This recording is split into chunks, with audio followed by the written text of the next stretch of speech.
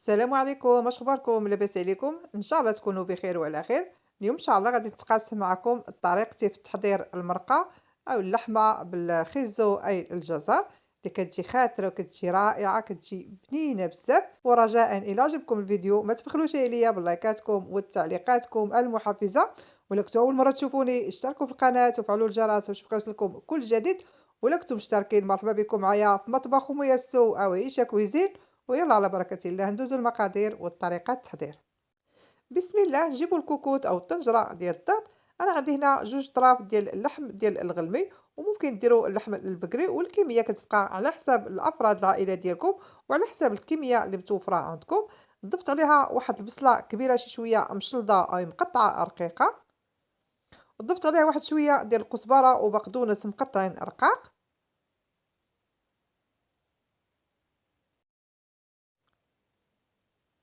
ضفت عليهم نص معلقة صغيرة ديال الملح، والملح ديما كتبقى على حساب الرغبة. ضفت عليهم نص معلقة صغيرة ديال الفلفل الأسود أي بزار. ضفت عليهم نص معلقة صغيرة ديال السكينجبير أي الزنجبيل. ضفت عليهم نص معلقة صغيرة ديال الخرقوم أي الكركم. وضفت عليهم أقل من نص معلقة صغيرة ديال الفلفلة الحارة يعني السودانية، هذه اختيارية، اللي ما كيبغيهاش ما يديرهاش.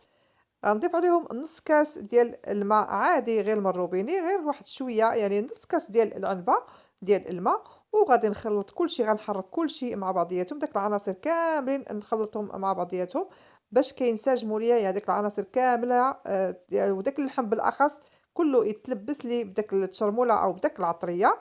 وغادي نديرها على النار، غنغطيها ونديرها على النار وكنخليها تشحر. ومره مره كنحيد عليها الغطاء، كنبقى نحركها وكنقلب داك اللحم الفوق اللي كنردو لتحت، واللي كاين لتحت كنردو الفوق، يعني كنبقى نقلب اللحم من هنا لهنا باش كياخد ليا داك الطعم، وكياخد لي داك الطعم ديال التتبيله او ديال العطريه. المهم كنبقى نشحر فيه، كنبقى نقلبو من الفوق لتحت كيف ما كتشوفوا، وكنبقى نخلط فيه حتى كتنشف لي داك المرقه كامله كيف ما واضح في الصوره.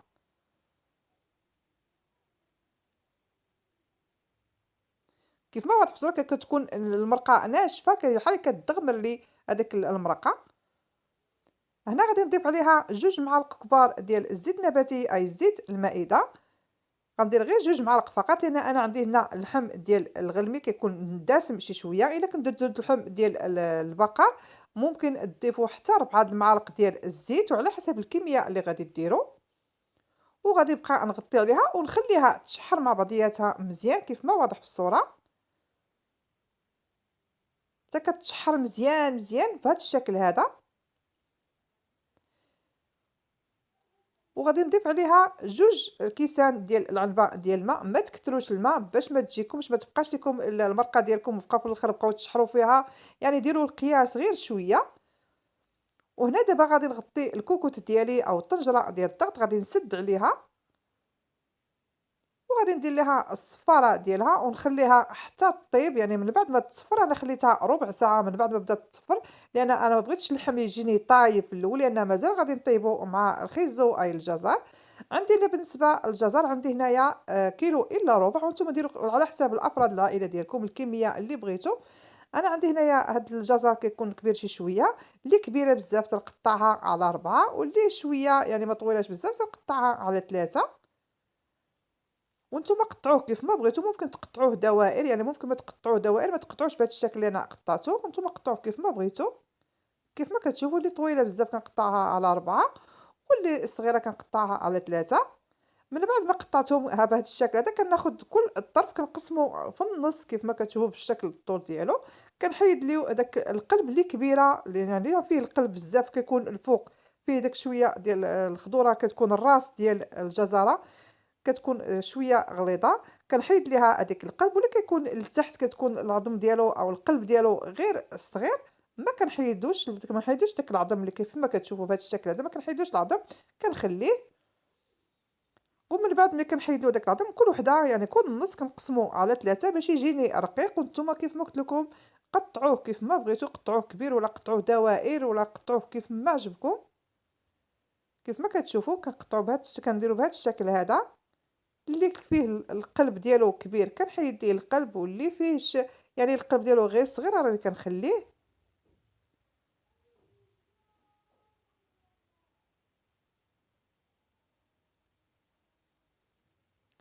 أنا غادي نوريكم وحدة اللي كتكون بحال هاد الشكل، كتكون رقيقة ما فيهش القلب كبير. كنقسمها اللي صغيرة بحال هكاك رقيقة كنقسمها على جوج، واللي كبيرة شي شوية راه كنقسمها على ثلاثة.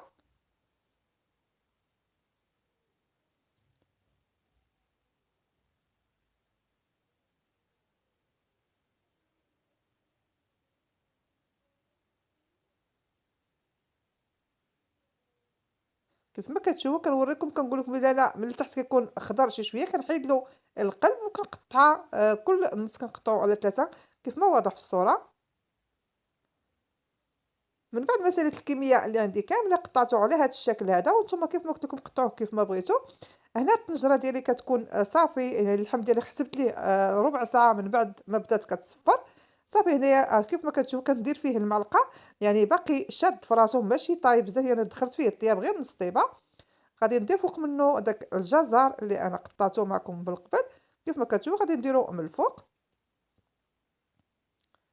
راه تقريبا كلشي كيعرف يطيب المرقه بهذا الشكل هذا، غير كل وحده والطريقه ديالها، او يعني في الطياب ديالها او في النصيب ديالها.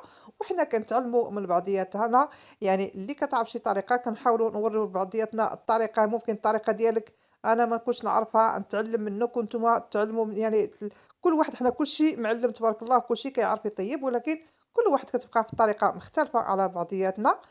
درت هنايا عندي النص ديال الحامضة مصيرة، قطعتها على جوج، محامضة غير صغيرة ماشي كبيرة، قطعتها على جوج ودفتها من الفوق كيف ما كتشوفوا، وخليتها حتى طاب مزيان. مرة كنت كنطلع ليه وكنشوف في المرقة ديالي. من بعد ما لقيت هنايا صافي الجزر ديالي خيزو طايب، والمرقة جات ناشفة كيف ما كتشوفوا، جات خاترة، جات هي هذيك القياس ديال الماء جا كله هو هذاك. كيف ما كتشوفوا هنا الطنجرة ديالي او المرقة ديالي طابت. ودابا غندوز باش نديرها نحطها معكم في طبق ديال التقديم. كنجيبوا الطبق ديالنا ديال التقديم طبيعة الحال كل وحده والطبق اللي غتقدم فيه. كنديروا حنا معروفين كنديروا اللحم من التحت وكنديروا الخضيره من الفوق. غادي ندير الجزر ديالي من الفوق بهذا الشكل هذا كيف ما كتشوفوا. حنا راه كلشي كنعرف يحط تبارك الله، كيعرف يحط يعني كيعرف يحط الطبق ديالو بهذا الشكل هذا، يعني يعني شي حاجه عاديه كلشي كيعرف يحط. أنا من بعد ما حطيت الجزر درت داك جوج هذاك الطروفة ديال الحامض من الفوق. وكيف ما كتشوفوا المرقة جات خاترة، جات هي هذيك. وغادي نحط فوق منها واحد شوية ديال الزيتون. أنا درت الزيتون هنا بالعظم، وانتم ديروا الزيتون على حساب اللي متوفر عندكم، ولا ما كنتوش بغيتو تبغوا الزيتون ما تضيفوش نهائيا. وكيف ما كتشوفوا هذا هو الطبق ديالنا ديال اليوم، ونتمنى ينال الإعجاب ديالكم. ورجاء إلى عجبكم الفيديو ما تبخلوش عليا باللايكاتكم وتعليقاتكم المحفزة. ولا كنتوا أول مرة تشوفوني اشتركوا في القناة وفعلوا الجرس باش يوصلكم كل جديد. ولا كنتوا مشتركين مرحبا بكم معايا، ويا ربي نكون عند حسن الظن ديالكم. وخليتكم على خير، وإلى اللقاء في فيديو آخر إن شاء الله.